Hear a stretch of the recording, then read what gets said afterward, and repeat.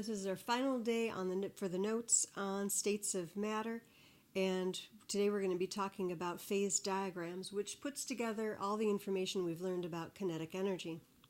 So a phase diagram shows the conditions of temperature and pressure that are necessary for a substance to exist as a solid, a liquid, or a gas.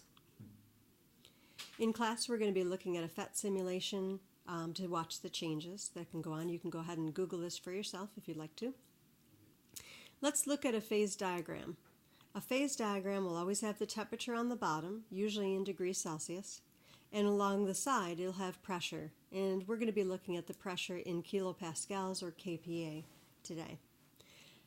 On a phase diagram, you're always going to have three lines or three sections. You'll have a curved line and another line coming off of that to divide your graph up into three separate sections. The first section closest to the pressure side will be where the phase will be for a solid. The middle section of the graph will be liquid, and then the one furthest to the left or the right will be gas. So what we're looking at now is a phase diagram for water. The region or the area where the line is that separates solid and liquid will be the region where we're going to have melting and freezing occur. The area between liquid and gas will be the region where boiling or condensation is occurring. The region between solid and gas, which is shared only by this part of the line, will be where we have deposition and sublimation.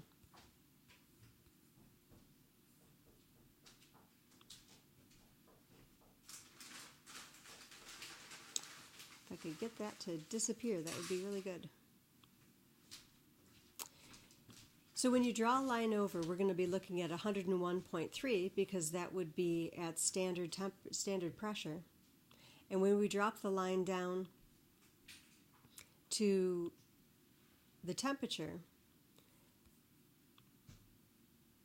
the normal melting point would occur at 0 degrees Celsius. So you can see that this hits the line right here at 101.3 kilopascals, which is 1 standard pressure. Standard temperature would come straight up and meet this line, and the freezing point would be 0 degrees Celsius at standard pressure. Over here, if you draw this line straight up, this would be at 100 degrees Celsius, and it's going to again meet the line where 101.3 kilopascals is. And so that's going to be the normal boiling point. Where this line and this line meet, we have what's called the triple point. The triple point is where all three phases exist at the same time. We have solid, liquid, and gas existing at the same time. These molecules are converting back and forth to the different phases at the same rate. So you'll have some that are acting in the solid phase, some that are in the liquid phase, and some that are in the gas phase at this particular temperature and at this particular pressure. So if a solid and liquid line slants to the left, then the liquid state is more dense than the solid state. The liquid region will be larger. Water is a great example of this. There are very few substances that actually are the most dense in the liquid state, and water is a substance that does this. You can see that the solid phase is small, the liquid phase is large, and here's our gas phase. The triple point is going to be where the conditions of temperature and pressure, and you're going to have all three states of matter in equilibrium with each other. You'll have solid, liquid, and gas existing at the same time or simultaneously. The triple point of water is 0.16 degrees Celsius and 0.61 kilopascals. There are two types of phase diagrams. One where the liquid state is more dense than the solid state, and as we just looked at, that would be like water. Or you could have one where the solid state is more dense than the liquid state, and that's going to be most other substances.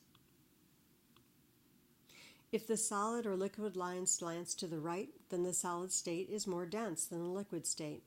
The solid region will be larger. Here's an example of a graph that looks like that. You can see that the solid region is the largest, liquid is small, and then we have our gas area.